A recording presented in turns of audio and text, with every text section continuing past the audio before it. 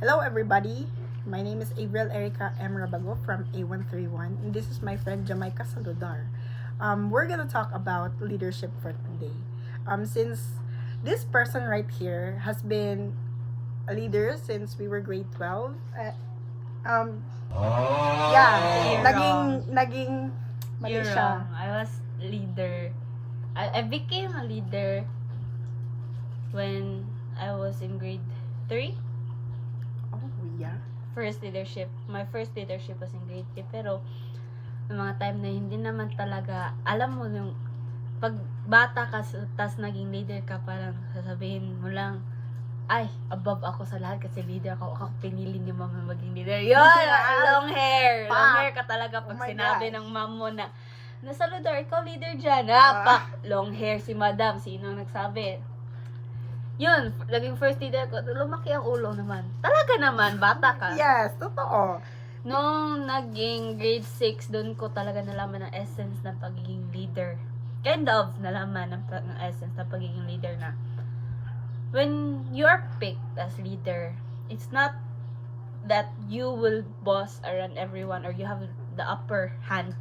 It's more of like you will have much responsibilities, much more. It's because hindi lang ikaw, hindi lang sarili mo ang, hindi lang sarili mo ang isipin mo, kundi pati rin ang mga teammates mo. So, parang from grade 3 perspective, sabi ko, ay, mas okay na maging leader ako kasi mas malaki ang points, malaki ang gato, tas maliit lang ang gagawin. Nag-shift siya to, ayaw ko na maging leader ng grade 6 at grade 7 kasi ko nga, ay, pakapagod maging leader. Kasi, ikaw yung gagawa sa lahat. Mostly, ikaw gagawa ng lahat. Mostly yon. At saka, ikaw mag-iisip ng gagawin. At saka, pag may mali, ikaw ang sasagot. At ikaw yun ang Ikaw ang sisisihin. Kaya sabi ko, wag, parang, grade 7 noon, parang, sabi ko, okay, last na to, grade 7. Kasi, di ba, lumipat ako ng school. Yeah. From national, I went to a private school. So, when I switched schools from national, I was a nobody because I really wanted to have this kind of I'm a member na lang.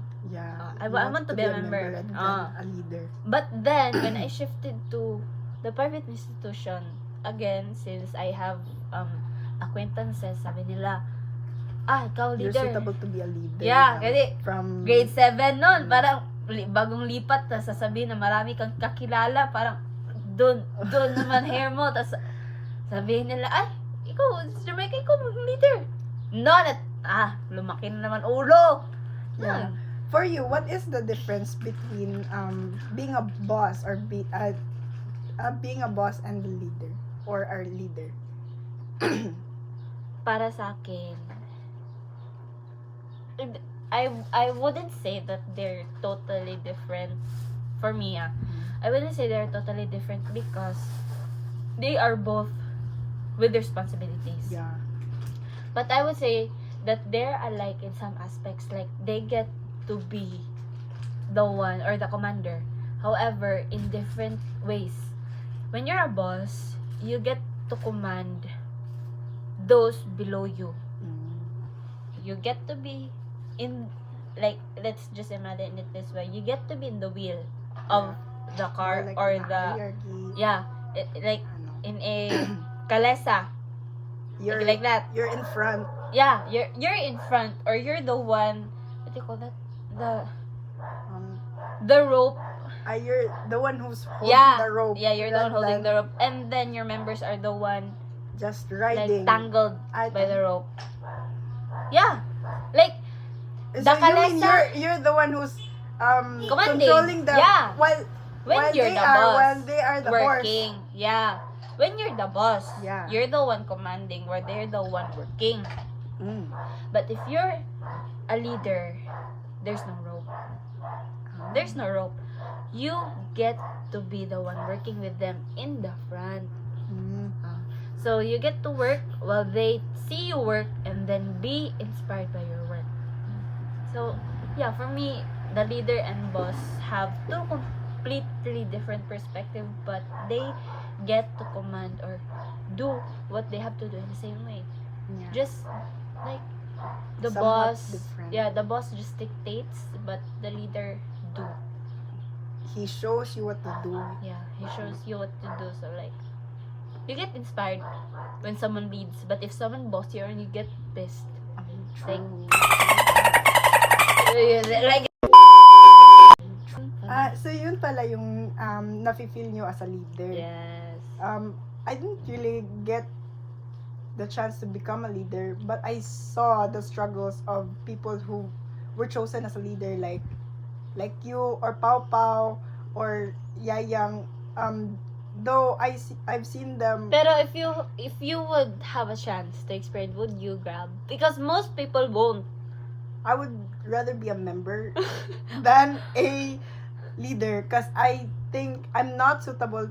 Though I want to have a chance to experience to be a leader for once, but for me it's I've seen their struggles, not You don't having want to experience this yeah, kind of struggle. not having to sleep for the night just because to have to finish. Wow! Or sometimes your members have they rely too much on the leader, so that sometimes Yeah. they don't When really you're a do leader, their parts. you really need to like adjust Yeah. to their, Just like your just member like before, beep.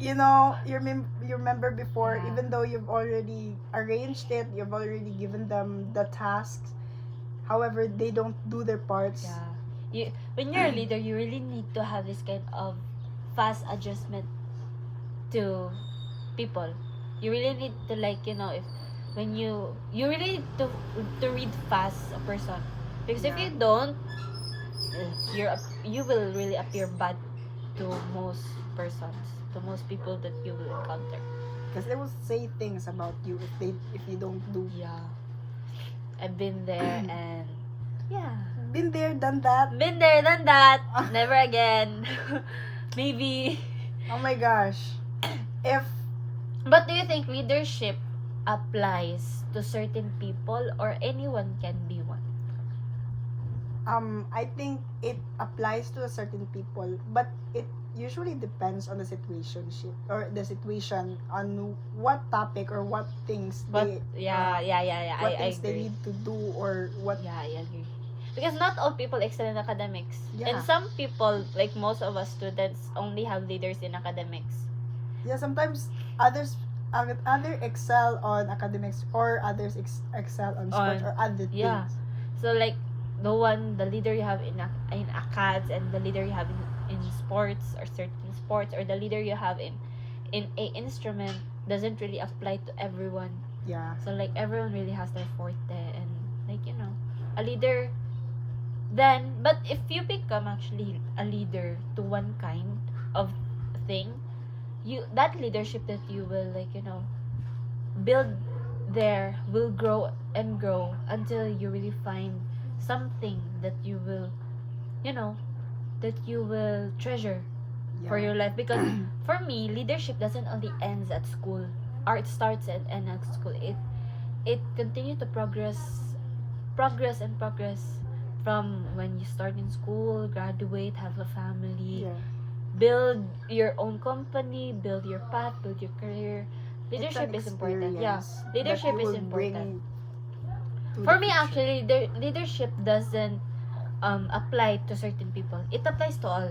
Because if you can't lead someone, you can lead yourself. You can have Yes. that leadership with yourself, but you can't have that leadership with another person. So like if your life is okay right now, just know that you have a good leadership. Because you can lead yourself. You can be the leader for yourself. You don't need someone to be a leader for you. Yeah. So like leadership doesn't only ends with That's all, guys. Thank you.